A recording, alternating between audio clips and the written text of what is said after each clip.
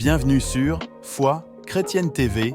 N'oublie pas de vous abonner et activer la cloche de notification pour ne rien rater de nos vidéos sur la foi en Jésus-Christ. Dieu est amour, est-ce que tu le sais? Non, je suis pas intéressé par Dieu. Non. Tu sais que Dieu t'a créé et Dieu il t'aime? Non, moi c'est mes parents qui m'ont créé et je crois pas à toutes ces choses moi. Qui a créé tes parents? Bah les parents de mes parents. Et qui a créé les personnes il y a plus de 2000 ans, 3000 ans, 4000 ans? Ah bah ça j'ai aucune idée ça. Tu penses qui a créé la terre et le ciel?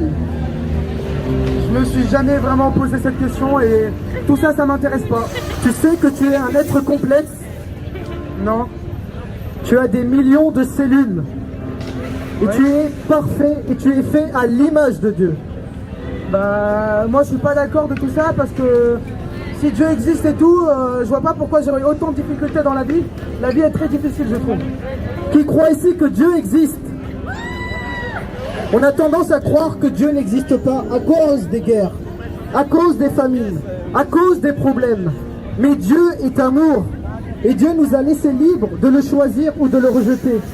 En France, dans le monde entier, nous avons rejeté Dieu et nous lui avons dit, nous n'avons pas besoin de toi. Nous nous débrouillons tout seuls. Pourquoi j'ai autant de galères dans ma vie? Pourquoi la déprime vient dans ma vie? Et pourquoi toutes ces choses arrivent? Même pourquoi le Covid-19? Pourquoi tout ça? Est-ce que Dieu est en ta vie? Non, ça m'intéresse pas. Parce que si Dieu existe, il aurait changé ma vie et il aurait transformé ma vie et ma vie ne serait pas déroulée de cette manière. Mais est-ce que tu as invité Jésus-Christ dans ta vie? Non, jamais. Il est dit que Jésus est le prince de paix. Et sans Jésus, il n'y a pas de paix. Il y a de guerres, des divisions et des problèmes. Je le sais pas, mais encore une fois, ça change rien parce que Dieu n'a pas changé ma vie. Je vois qu'il y a des problèmes partout. Mes parents m'ont laissé, ma femme m'a laissé. Je suis en déprime, rien ne va et je vois pas du tout si Dieu existe, Dieu aurait agi dans ma vie. Moi, je peux te certifier, beaucoup d'entre nous ici, que Jésus-Christ a changé ma vie. On applaudit Jésus-Christ. Jésus-Christ a changé ma vie. Je lui ai donné mon cœur, je lui ai donné ma vie, je lui ai donné mes pensées, je lui ai donné mes problèmes, mes émotions et mes sentiments. Et je lui ai dit, Seigneur Jésus, viens dans ma vie et change-moi. Je ne vis plus pour moi-même, mais je vis désormais pour lui. J'étais déprimé comme toi, j'étais dans la détresse, j'étais dans les problèmes, dans les angoisses. Mais quand il est venu, il m'a donné la paix et la joie. Et j'ai une raison de vivre maintenant. As-tu une raison de vivre? Vous avez une raison de vivre? Est-ce que vous pensez que Dieu existe parce que vous avez peur de la mort? Vous vous dites peut-être qu'il y a une vie après la mort, donc vous vous accrochez à un Dieu comme ça, quelconque? Est-ce que Dieu existe? Pour moi, non. Je suis la preuve de l'existence de Dieu. Je suis un miracle, je suis un prodige, je suis un signe. Sans Dieu, je serais mort, sans Dieu, je ne serais pas là. J'ai vécu des galères, j'ai vécu des problèmes. Il m'a protégé, des voitures auraient pu me renverser. Et c'est peut-être la même chose pour toi. Et Dieu a donné un sens à ma vie. Quel est le sens de ta vie aujourd'hui? Je ne sais pas du tout quel est le sens de ma vie. Je vis le jour, je gagne de l'argent pour vivre le jour d'après, jusqu'à que je vais dans le cimetière et c'est fini. Tu t'appelles comment? Je m'appelle Olivier. Moi c'est Pierre, en tout cas enchanté Olivier. Tu sais Olivier, il y a beaucoup de gens qui meurent, il y a beaucoup de riches qui meurent, il y a beaucoup de choses... En fait, les choses de cette terre sont périssables. Mais moi j'ai compris que mon sens, ça doit être Jésus-Christ. Mon sens, ça doit être le royaume de Dieu. Mon sens, c'est de bâtir pour l'éternité. Donc aujourd'hui, je ne vis plus pour moi-même, mais je suis disciple de Jésus-Christ. Et comment je pourrais avoir la certitude que Dieu existe? Tu lui as demandé? Est-ce que vous avez demandé à Dieu s'il existe? Est-ce que vous avez demandé à Jésus-Christ de se révéler à vous? Est-ce que tu veux qu'on lui demande? Oui, on pourrait faire ça, mais juste... Qu'est-ce qu'a fait Jésus-Christ? Pourquoi tout le monde parle de Jésus-Christ? On a tous entendu parler de Jésus. Jésus a marqué l'histoire de l'humanité. Jésus a guéri les malades, il a chassé les démons, mais encore plus encore. Il a donné sa vie pour chacun de nous. Il est mort sur le bois, son sang a coulé, il a souffert, il a été insulté, il a été flagellé, il a été frappé. Et il a donné sa vie pour ses amis. Vous êtes les amis de Jésus-Christ. Il vous a aimé. Vous pensez vraiment que Jésus-Christ va mourir pour moi alors que je m'en fous de lui? Jésus-Christ sait ce que tu ressens. Il connaît le nombre de tes cheveux. Il connaît tes problèmes. Et il est venu pour mourir, pour prendre tes péchés, pour prendre tes angoisses, pour prendre tes maladies, pour prendre tes problèmes et te donner la vie éternelle, pour être pardonné. On a tendance à se condamner et demander pardon. Et les gens ne nous demandent pas pardon, nous donnent pas pardon. Mais aujourd'hui, Jésus veut pardonner ta vie, veut te pardonner de toutes tes erreurs, de tous tes péchés, de tous tes problèmes et te donner l'assurance de la vie éternelle. Vous pensez vraiment, si j'appelle le Seigneur, il se révélera à moi et il enlèvera ce que mon cœur, les problèmes de mon cœur et toutes ces choses? On peut essayer. Est-ce que tu veux donner ta vie à Jésus? Je peux essayer. Donc celui qui veut donner sa vie à Jésus peut le faire en même temps que ce jeune homme qui s'appelle Olivier. Donc celui qui veut répéter cette prière derrière moi, d'un cœur sincère, d'un cœur pur, parce qu'on ne se moque pas de Dieu. Vous pouvez vous moquer de moi, mais Dieu est pur et Dieu connaît les cœurs et Dieu voit votre cœur. On va demander tous ensemble pardon à Dieu et pardon à Jésus pour nos péchés. Seigneur Jésus, je te demande pardon. Je te demande pardon. Parce que je suis un pécheur. Parce que je suis un pécheur. Je bois beaucoup d'alcool. Je bois beaucoup d'alcool. Peut-être de la drogue. Peut-être de la drogue. De la cigarette. De la cigarette. J'ai fait du mal à mes parents. J'ai fait du mal à mes parents. Aujourd'hui, je te donne mon cœur. Je te donne mon cœur. Je te donne ma vie. Je te donne ma vie. Je te donne mes pensées. Je te donne mes pensées. Je te donne mes ambitions. Je te donne mes ambitions. Mes sentiments. Mes sentiments. Aujourd'hui, viens au plus profond de moi. Aujourd'hui, viens au plus profond de moi. Pardonne mes péchés. Pardonne mes péchés. Merci pour la vie éternelle. Merci pour la vie éternelle. Amen. Amen. Seigneur Jésus, je prie pour mon frère Olivier. Et je prie pour toute cette foule qui nous écoute aujourd'hui, Seigneur Jésus. Les personnes ne te connaissent pas. On a tendance à croire que tu es une religion, mais tu es une relation. Et aujourd'hui, je prie que tu puisses te révéler à chacun d'eux, Seigneur. Tu connais leur cœur, tu connais leur vie, tu connais leurs pensées. Que le Saint-Esprit souffle maintenant. Je déclare l'esprit de révélation, l'esprit de force, l'esprit de sagesse dans le nom tout-puissant de Jésus-Christ. Amen. Amen. Ça va, mon frère Olivier? Donc je vais te donner un petit évangile et tu vas me donner ton numéro et on va pouvoir marcher ensemble. Que le Seigneur Jésus nous bénisse. Et maintenant, on va continuer dans la louange et on va faire la fête avec Jeunesse en Mission. J'aimerais juste vous dire que ça, c'était une mise en scène, mais le Seigneur a vraiment transformé ma vie. Il a vraiment changé ma vie. Et ces choses-là que je fais maintenant, avant, je n'étais pas capable. Parce que j'étais quelqu'un de très très timide. Mais un jour, je suis tombé vraiment en dépression à cause de plein de choses. Et un jour, comme il a dit, j'ai fait appel au Seigneur. Et il dit dans sa parole, si vous me cherchez, vous me trouverez. Invoque-moi et je te répondrai et je te dirai des choses cachées que même ton cœur ne connaît pas. Un jour, dans une petite salle, j'ai invoqué le nom du Seigneur. Et le nom du Seigneur s'est révélé à moi. Il m'a rempli d'un amour qu'on ne peut pas décrire. Et on dit que Dieu existe. On ne peut peut-être pas le prouver. Mais vous pouvez faire vous-même votre propre expérience avec le Seigneur. Si vous-même vous invoquez le nom du Seigneur, il vous répondra. Et il guérira votre cœur qui est brisé.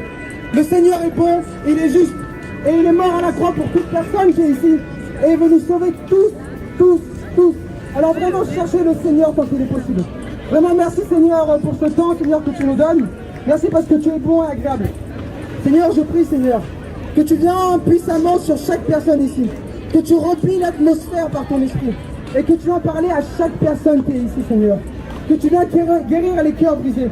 Parce que tu dis dans ta parole, approchez-vous de moi, vous tous qui êtes fatigués et chargés, et je vous donnerai du repos.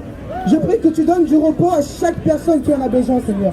Que tu délivres chaque personne, Seigneur, de leurs choses qu'ils n'arrivent pas à en être délivrés, Seigneur. Et que tu leur montres que tu existes et que tu règnes. Merci Père pour ce temps et viens bénir la fin de cette soirée. On acclame le nom du Seigneur Jésus.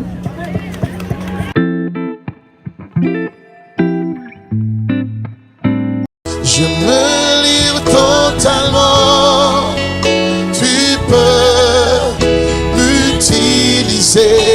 Je me livre totalement, éternel. Je me livre totalement, tu quand même, je filme un petit peu tous les jeunes pour savoir un petit peu ce qu'ils croient. Parce qu'un jour ou l'autre, on va mourir, on est bien d'accord. Et à quel âge vous allez mourir, vous? Je sais pas. Donc, moi non plus, je sais pas. Mais la grande question que je pose aux jeunes, qu'est-ce que vous croyez après la mort, par exemple? Vous allez où, vous, si vous mourrez? Soit au paradis, soit en enfer. Très bien, c'est le sujet. Alors, comment est-ce que vous savez si vous allez au paradis? Vous vous basez sur quoi, en fait? Sur une religion Ouais. D'accord, vous êtes quoi, musulmane, chrétienne? musulmane. Donc, vous savez qu'on sera jugé par rapport au bien ou au mal qu'on a fait. Donc, vous savez qu'il y a des lois qui existent dans le monde entier. Vous avez la loi de la pesanteur qui existe, la loi d'aérodynamique aussi. Vous prenez, je sais pas moi, une tomate, ici vous ne pouvez pas la faire pousser au pôle Nord, on est bien d'accord. Et tous les deux, on a une loi qui est gravée dans notre cœur et on sera jugé par rapport à cette loi-là. C'est les 10 commandements, la loi de Moussa pour les musulmans, qui est la loi de Moïse. Est-ce que vous les connaissez?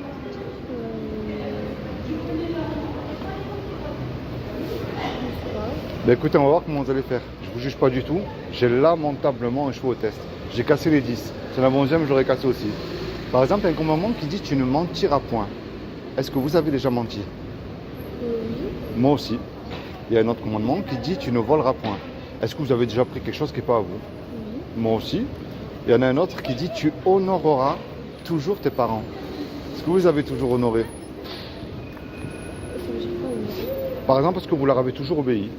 Pas toujours. Très bien. Et il y a un dernier. Il y a un autre commandement qui dit tu mettras toujours Dieu en premier dans ton cœur. Est-ce que vous l'avez toujours mis lui en premier? Je sais pas. Alors vous voyez pourquoi elle est belle cette loi déjà? Parce qu'elle nous montre que tous les deux on ne peut pas se juger. Moi j'ai cassé les commandements comme vous, j'ai menti, j'ai volé, j'ai pas honoré mes parents et j'en ai fait d'autres. Hein. Mais si Dieu vous juge sous cette loi-là, vous êtes coupable ou innocente? Et si on est coupable, on va où alors? Et comment on fait alors pour pas y aller? Est-ce que vous voulez savoir? Alors, mon but à moi, c'est pas de vous envoyer quelque part, ni dans une église, ni dans une organisation, ni dans une secte. Si vous y allez, c'est très bien, mais je critique pas, c'est pas mon but. Vous savez, par rapport à cette loi-là, ce qu'on mérite tous, parce que si vous me dites alors tout le monde est coupable, je vous répondrai que oui. On mérite tous l'enfer face à cette loi-là. Parce qu'il n'y a même pas ni un pape, ni un rabbin, ni un imam qui peut dire à Dieu, depuis que je suis né, Seigneur, tu me dois le paradis, j'ai jamais menti, jamais rien fait de tout ça. C'est pas possible. Alors ce que Dieu a fait, comme il n'a trouvé personne de parfait sur terre, parce que Dieu est amour et il nous aime. Mais Dieu, comme il est amour, il déteste le péché. Et il est obligé de condamner un pécheur, on est bien d'accord. Alors ce qu'il a fait, comme il n'a trouvé personne de parfait sur terre, parce qu'il est descendu lui-même sur terre. Il s'est revêtu justement d'un corps qui est Issa pour les musulmans, qui est Jésus. Et il a dit, quiconque croit que Jésus, le Fils de Dieu, aura la vie éternelle à mes côtés. Quand je dis Fils de Dieu, avec tout le respect que je vous dois, c'est pas comme vous et moi, on peut avoir des enfants. Dieu est un esprit, on ne peut pas le voir. Mais quand on voit tous les miracles que Jésus a accomplis sur terre, il n'y a que Dieu pour faire ça. Le problème, c'est que les démons aussi, ils existent et qu'ils croient en Jésus. Alors si vous voulez, mon but, c'est un petit mot qui s'appelle la repentance. Le sens même de la repentance, ça veut dire changer de direction, pas pour devenir fanatique religieux non plus, mais pour se tourner vers Dieu et lui dire ce que vous avez dans votre cœur. Vous avez peut-être subi, vous, des injustices que je n'ai pas subies. Vous avez eu des joies aussi que moi, je n'ai pas eues. Vous voyez, parce qu'on a tendance à mélanger Dieu et la religion. Ce que Dieu veut, c'est une relation personnelle avec vous. C'est comme si, que regardez tous les deux, on va commettre un braquage, on prend une Kalachnikov, on va braquer, on se fait serrer bien sûr, on passe devant le tribunal, et le tribunal nous dit voilà tous les deux, je vous condamne à payer une caution d'1 million d'euros, sinon je vous envoie tous les deux 50 ans en prison. J'ai marqué, toi tu On n'a pas l'argent, on ne peut pas effacer non plus le mal qu'on a commis, revenir en arrière, c'est trop tard. Et on ne peut pas arriver devant le juge. Monsieur le juge, vous êtes bon, miséricordieux, la vie de ma mère, je ne recommence plus. Non, il faut que l'amende à se payer. Tout à coup, il vient un homme qui paye l'amende à notre place. Alors le juge, il est satisfait, il nous libère parce que l'amende est payée. Mais devant cet homme-là, sincèrement, dans votre cœur, comment vous allez réagir, vous? Vous allez le remercier, au moins. Vous n'allez pas le cracher dessus. Ben, c'est ce que Jésus a fait pour vous il y a 2000 ans sur la croix. Ce qu'il demande à partir de maintenant, c'est une relation sincère avec lui, que vous le reconnaissiez comme sauveur et seigneur. Alors sauveur, c'est l'histoire du braquage, le monsieur qui a payé l'amende. Seigneur, si vous êtes confronté au mensonge, ça peut m'arriver moi le premier, hein. Vous allez dire là, si je mens, en attendant mon tram, personne ne le sait. Mais Dieu m'accorde le paradis gratuitement, je ne peux plus me permettre de mentir. Vous voyez, c'est ça la vraie foi. Est-ce que vous avez une Bible? Parce que vous savez, dans le Coran, dans la sourate 5, Allah il parle de la Torah et l'Évangile. Il ne l'interdit pas. C'est pour ça que j'encourage les jeunes à avoir une Bible aussi pour connaître le Jésus de la Bible. Est-ce que ça vous intéresse d'en avoir une? C'est gratuit. Vous n'êtes pas obligé de la lire tout de suite, hein, mais quand votre cœur sera disposé à vous plonger dedans. Vous en voulez une? Ben, c'est vous, moi, si vous me dites oui, je vous en donne une, c'est gratuit. Je vais pour ça dans la rue. Bah, Hein?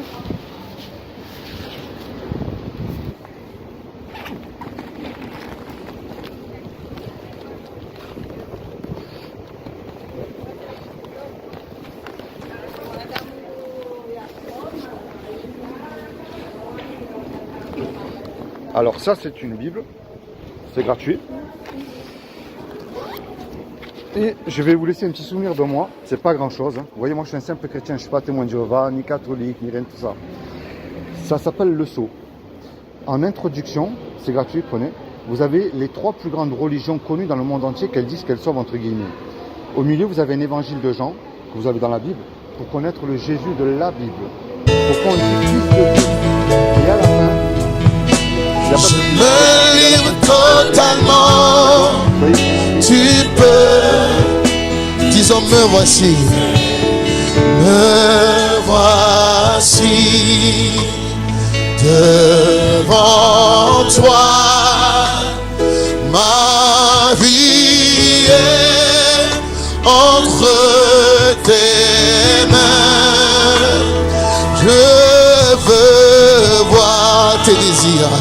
Tes désirs se révéler en moi. Encore une fois.